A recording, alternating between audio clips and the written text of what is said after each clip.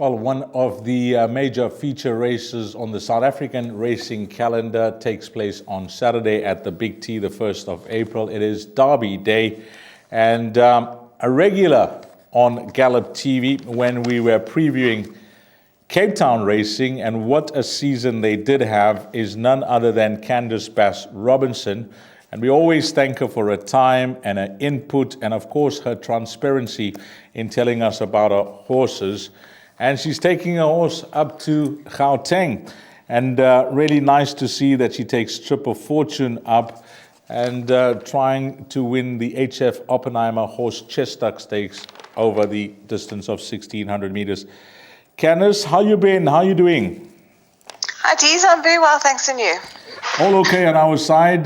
Just looking back on the 3 sizzling months in Cape Town, it was a tremendous, huge success, wasn't it? Yeah, no, we had a very good season. Obviously having a little bit of a break in between now. Not that you get much break, but a lot of the horses having a bit of a rest and then, getting ready to go to Natal and obviously up in Johannesburg for this weekend. Talking about bringing them up to Natal, how's your string looking? I know from your days of your dad, Mike, he used to support the KZN Champion season in a big, big way with tremendous success. Since you've taken over the reins, you haven't let us down here in the province. You always come down with your best of your best. How's your string looking for the upcoming KZN Champion season? I'm bringing up probably about 6 or 7, I would think. So not a very big string. I think only just, my better horses, which will, the string will be led by Charles Dickens, obviously, and fairly like Marinas will go up. Triple Fortune will go from Johannesburg to Durban. And then just a couple of my juveniles, my earlier ones that, did well this past season. I think I'm going to bring them up this year. So not a big string. I think...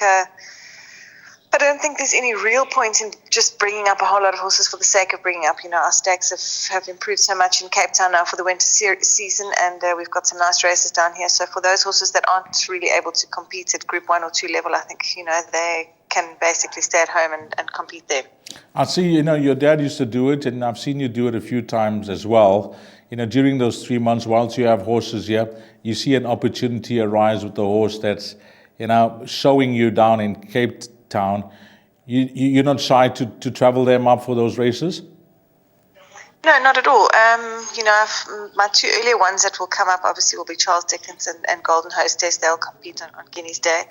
And then some of the others along the way, if I feel like they've improved enough, or I feel like they, mostly the juveniles really, to take part in those races later on in the season, I prefer to send them up later. I think in the old days where we had Clearwood track, at sea level, it was much easier to send a string up and keep them up there. You could take babies up and, just let them have, just a climate change and then race maybe once at the end of the season. But I think it's a bit different going to Summerveld. I don't quite have the tracks that they had at Clearwood. Clearwood had very similar tracks to what we have in Cape Town.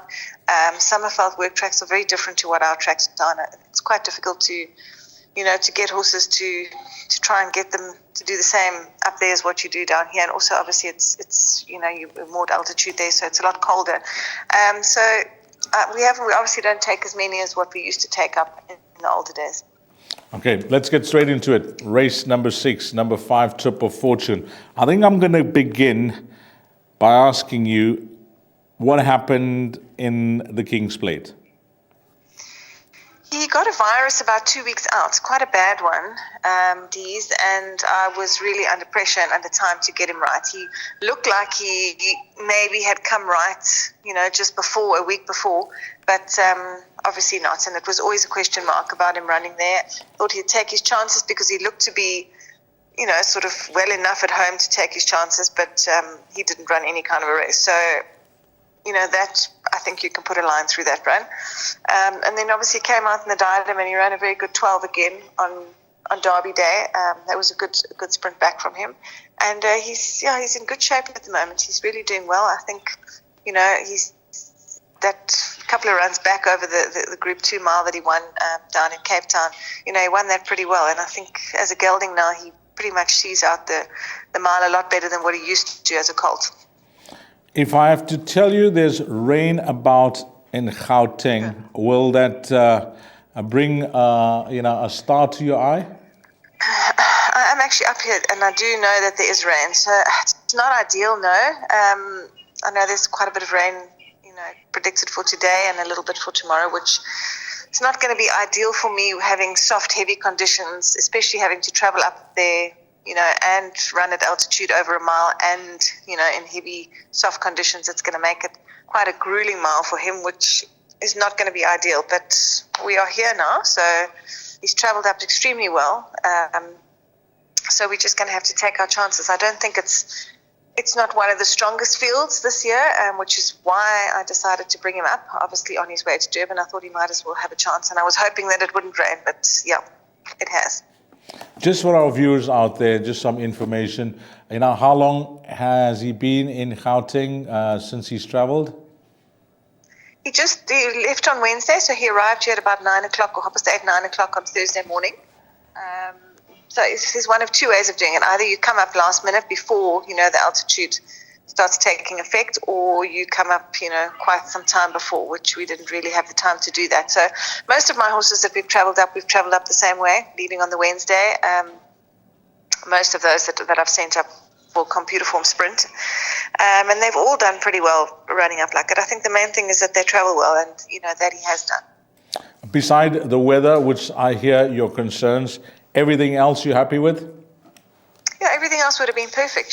He's drawn a little bit wider shot, but he likes to have a bit of a chance anyway, so that wasn't too much concern to me. There's the long straight at Turffontein. I think he would probably enjoy that. But yeah, as I say, the rain is not ideal, but we'll just have to take our chances. Well, all the best with him. You've taken the plunge. You've got the horse there. Everything's well, beside possibly some rain about. And he's a talented horse because we watched him throughout his career. He's won 7 times for you. And we wish you all the best on Saturday. Break a leg. Thank you, Dees. Thanks very much. Well, that is Candace Bass-Robinson lending her thoughts on number 5, Trip of Fortune. We thank her for her time. And that's a wrap. We wish you, the viewer, all the best for this Saturday, Derby Day.